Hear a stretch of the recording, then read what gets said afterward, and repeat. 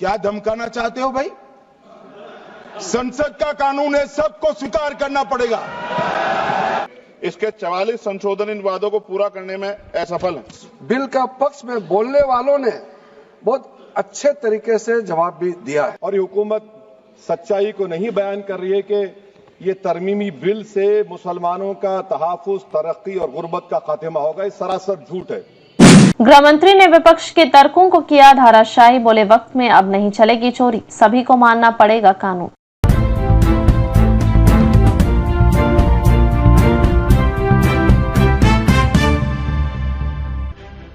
गृह मंत्री अमित शाह ने वक्फ संशोधन विधेयक के खिलाफ विपक्ष के आरोपों की धज्जियां उड़ा दी। वक्फ संपत्तियों के प्रबंधन में जारी गड़बड़ी का ब्यौरा देते हुए शाह ने साफ कर दिया कि अब यह चोरी नहीं चलेगी। संशोधित वक्फ कानूनों को नहीं मानने का ऐलान करने वालों को कड़ी चेतावनी देते हुए शाह ने कहा कि यह देश की संसद द्वारा बनाया गया भारत का कानून है, इसे सभी को मानना ही पड़ेगा। अमित शाह बोले, पहले करते थे तो आज नहीं होती जरूरत। शाह ने बताया कि 2013 के वक्फ कानूनों को अति कठोर बनाने के लिए किस तरह से दुरुपयोग किया गया। यदि तुष्टीकरण के लिए कांग्रेस ने 2013 में वक्फ कानूनों को अति कठोर नहीं बनाया होता तो आज संशोधन लाने की जरूरत ही नहीं पड़ती। लोकसभा में वक्फ संशोधन विधेयक पर चर्चा में हिस्सा लेते हुए अमित शाह ने 2013 में लाए गए संशोधन विधेयक पर राजद प्रमुख लालू यादव समेत अन्य सदस्यों द्वारा उठाए गए मुद्दे का हवाला दिया। लालू यादव के भाषण का अंश पढ़ते हुए उन्होंने बताया कि किस तरह से संशोधन विधेयक का समर्थन करने के बावजूद उन्होंने वक्फ संपत्तियों में भारी लूट का मुद्दा उठाया था। ऐसा करने वालों के खिलाफ कार्रवाई करने के लिए बड़े कानूनों की जरूरत बताई थी।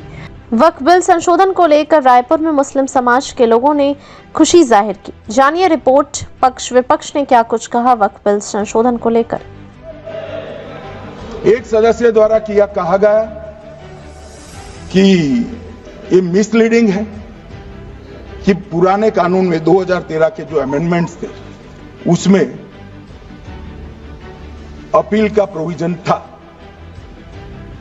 अब मैं कहना चाहता हूं 83(9) उसमें अधिकरण द्वारा किए गए किसी भी विनिश्चय का आदेश विरुद्ध, चाहे वो अंतरिम हो या फाइनल, इस पर अपील नहीं हो सकती। इसका मतलब अपील का प्रोविजन आपने रखा ही नहीं था।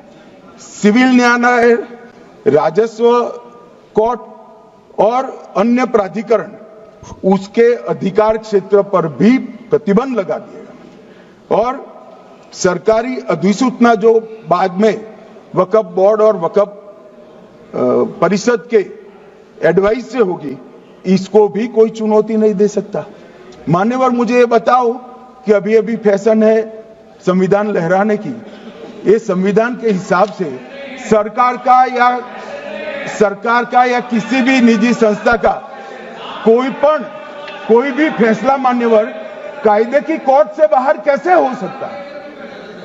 कोई भी फैसला हो, ये देश की अदालत वो फैसले तक रुचि नहीं रखेगी।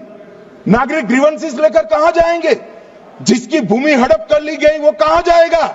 ऐसा नहीं चलेगा। आपकी वोट बैंक के लिए आपने किया था, हम खारिज कर रहे हैं। ऐसा नहीं चलेगा। अदालत में जाइए, जिसको ग्रीवेंसेस है आइदर और साइड से, और अदालत न्याय करेगी। न्याय के लिए तो अदालतें बनी हैं। और मान्यवर, यहां एक सदस्य ने कह दिया माइनॉरिटी इस कानून को स्वीकार नहीं करेगी। क्या धमकाना चाहते हो भाई? संसद का कानून है, सबको स्वीकार करना पड़ेगा। स्वीकार नहीं करेंगे मतलब क्या है? कैसे बोल सकते हैं कोई? हम कानून को स्वीकार नहीं करेंगे। ये कानून भारत सरकार का है, हर एक पर बंधन करता होगा और इसको स्वीकार करना पड़ेगा। इस लागू करके देश के पसमान नाम जरूर फायदा। बहुत बहुत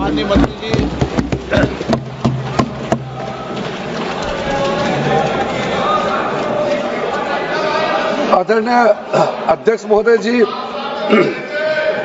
मुझे लगता है कि आज दिन भर का चर्चा होने के बाद मेरे जवाब से पहले ज्वाइंट पार्लियामेंट्री कमेटी का अध्यक्ष को आपने बोलने दिया। एक तरीके से ये अच्छा डिबेट का संपन्न का एक ये प्रतीक भी है।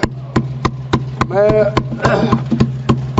पूरे ज्वाइंट पार्लियामेंट्री कमेटी में मेंबर्स के साथ साथ आज जितने भी मेंबर्स ने पार्टिसिपेट किए हैं, सब लोग ने अपने अपने तर्क रखे हैं, पक्ष में विपक्ष में सबने रखे हैं। मैं सबको सबसे पहले मेरे तरफ से धन्यवाद देना चाहता हूं।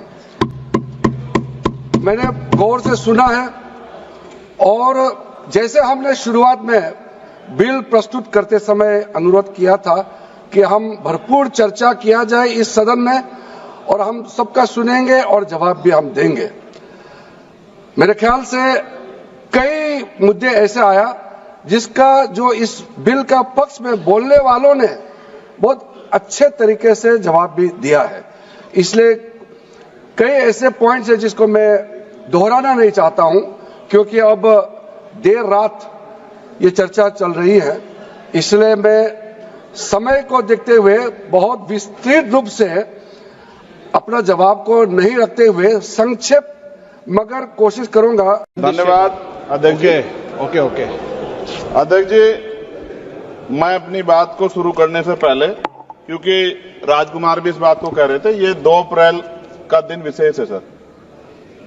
मैं जेल में था सहारनपुर, 2 अप्रैल 2018 को आंदोलन हुआ, 13 नौजवानों ने शहीदगी दी सर। मैं उनको नमन करता हूं सर। और आज फिर 2 अप्रैल है, एक और शहीदगी की तैयारी लग रही। तो मैं उन क्रांतिकारियों को भी आज याद करता हूं जिन्होंने, मुस्लिम क्रांतिकारी जिन्होंने देश की आजादी में योगदान दिया। सर, अंदाजे जमाना कहता है कि मौजे हवा रुख बदलेंगी, अंगारों से गुलशन फूटेगा, शबनम से सरारे निकलेंगी। वक्फ संशोधन विधेयक 2024 संवैधानिक मूल्य एवं सांप्रदायिक सौहार्द के लिए गंभीर खतरा है।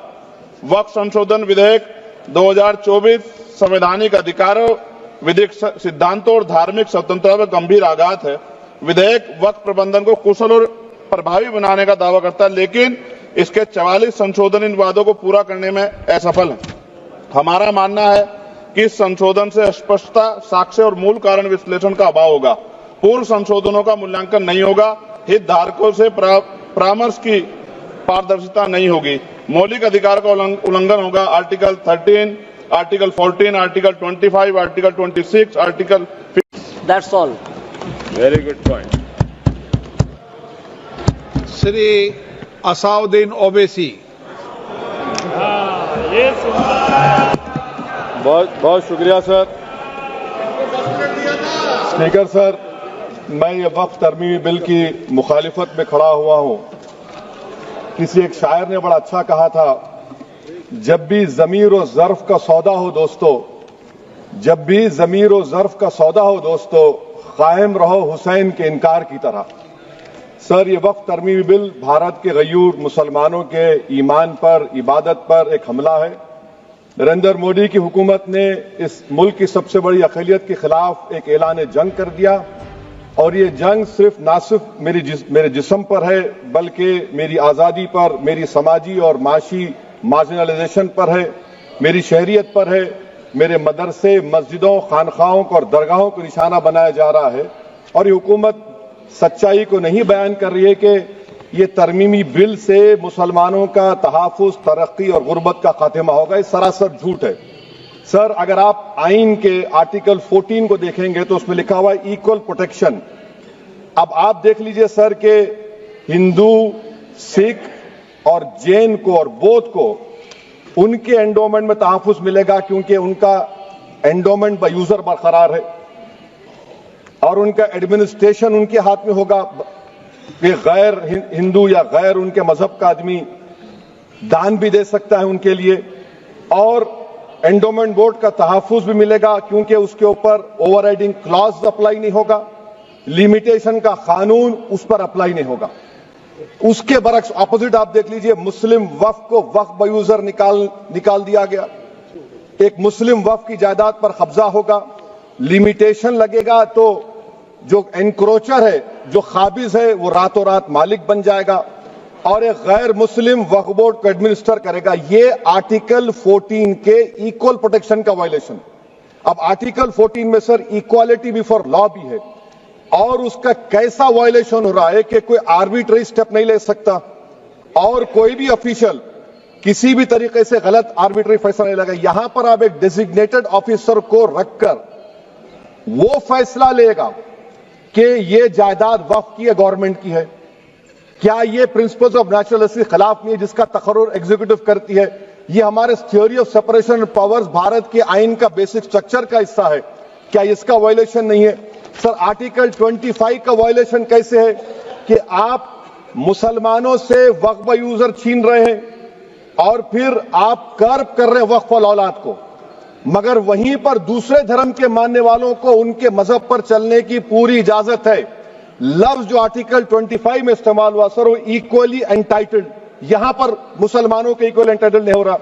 अभी हम गृह मंत्री का, वजीर दाखिला का यहां पर उनका हमने तकरीर सुनी, यहां पर वो ये कहते हैं वजीर दाखिला, शायद वो कटमुल्ला की जबान ना कह दें, वजीर दाखिला कहने पर वजीर दाखिला ने अपने बयान में कहा कि बोर्ड और काउंसिल जो होगा वो माने वक्फ इस्लाम से अलग है। सर, अगर ये बात सच है आपकी, तो फिर आपको एक कानून बनाने की जरूरत ही नहीं है। आप एक नॉन स्टैट्यूटरी बॉडी बना दीजिए। ये जो कानून बन रहा है ना सर, ये आर्टिकल 26 इसका सोर्स है, और आर्टिकल 26 जब इसका सोर्स है तो आर्टिकल 26 का ABCD क्या कहता है कि रिलीजियस डिनोमिनेशन को अपने मजहब के अफेयर्स खुद चलाना, मूवेबल इमूवेबल प्रॉपर्टी को लेना और एडमिनिस्टर करना।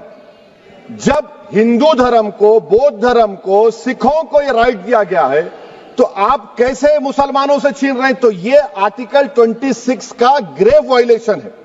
तो प्रश्न ये है कि माननीय मंत्री द्वारा प्रस्तुत सामुदायिक संकल्प को स्वीकृत किया जाए। जो सदस्य इसके पक्ष में हाँ गए, जो सदस्य विरोध में ना गए, मेरे विचार में निर्णय हाँ वालों के पक्ष में हुआ, सामुदायिक संकल्प स्वीकृत हुआ। माननीय सदस्यों, आज आप सब ने इतनी देर तक बैठकर सार्थक चर्चा की, शांतिपूर्ण तरीके से सारी कार्यसूची को समाप्त किया। इसके लिए मैं सभी माननीय सदस्यों को, सभी दल के नेताओं को इसके लिए धन्यवाद देता हूं।